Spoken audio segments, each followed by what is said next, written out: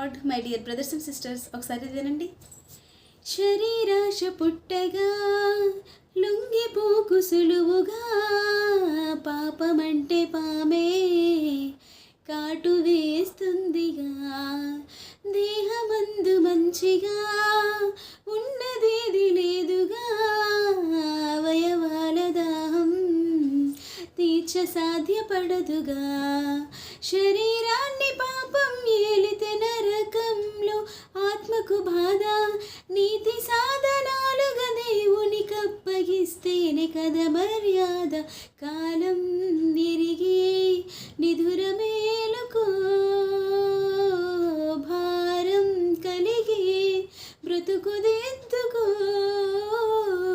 కాలము నెరిగి నిధుర మేలుకో, భారము కలిగి బ్రతుకు దిద్దుకో.